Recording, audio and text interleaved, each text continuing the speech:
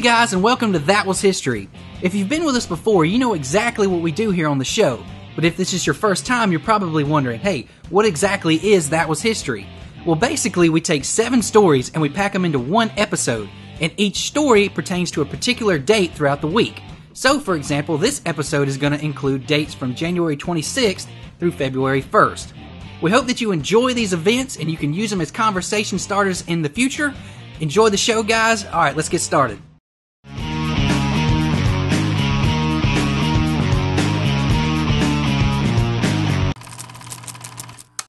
Back in the day, before the realm of the internet and all the fancy technology that we have today, people would send messages by way of telegram. Back then, you never would have guessed that this method of communication would have gone obsolete. But today, email supersedes almost every type of communication that we have. Personally, I would rather send an email to someone and have documentation that I actually talked to them about something than to call them and have to make note of it, and then it be my word against theirs. On January 26th of 2006, the Western Union would announce what would be the end of the telegram service. Although this form of communication would be obsolete, it still would exist in some form or fashion around the world, but not as one of the primary force of fast communication. It was fast in its beginning days, with the telephone having a limited amount of numbers, but as we've come so far with technology, it would definitely be one of the slower methods now. Today you can still find telegrams being used for things such as weddings, births, funerals, graduations, or even a secure line of communication. I mean, with the internet today, you have an insecure medium. It makes it very deceptive at some times. So I think I'm going to stick around with my email and whatever else the future may bring. The use of nuclear warheads and weapons of mass destruction seems to be the military tactic of the near future. There have already been many countries that have developed nuclear capabilities, and because of this, the overall security of the world is at stake. This isn't new information, however, and let's take a look at the World Outer Space Treaty for a second and you'll see why. This treaty was signed on January 27th of 1967. 60 countries were involved, including the 2 main superpowers at the time, the United States and the Soviet Union. In essence, this treaty banned the use of nuclear programs in outer space. If there was even one country that had nuclear weapons in outer space, no one would be safe. The entire world would be vulnerable. As we all know, there are many planes that carry and are armed with bombs, whether they're transporting them or they're getting ready to launch them. These pilots are under a great deal of responsibility to make sure that these bombs get from one place to another without going off or anything that could endanger the public.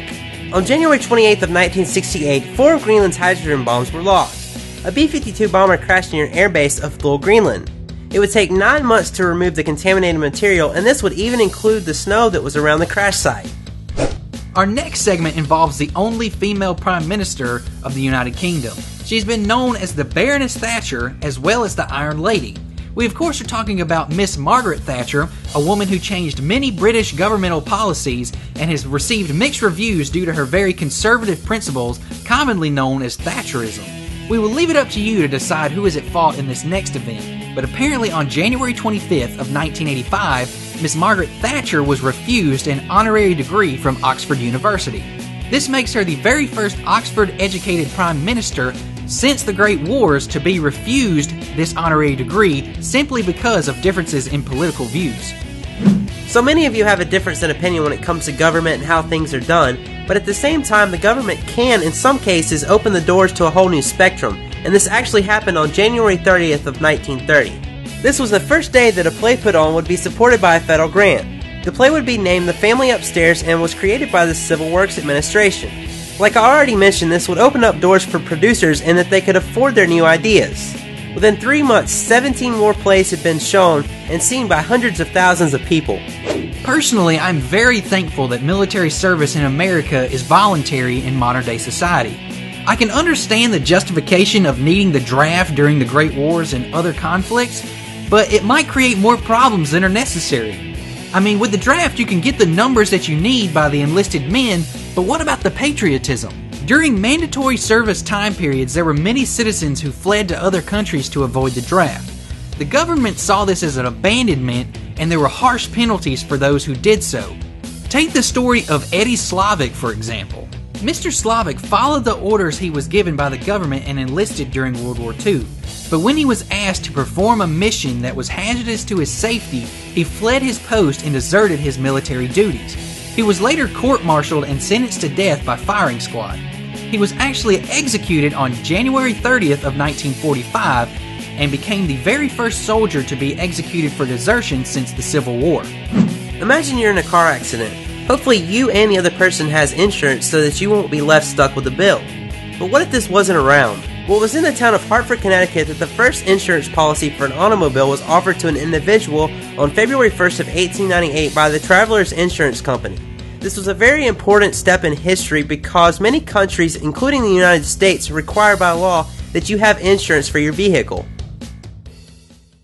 Well, guys, this episode is officially finished, but we hope that you enjoyed all the great content that we had in there for you.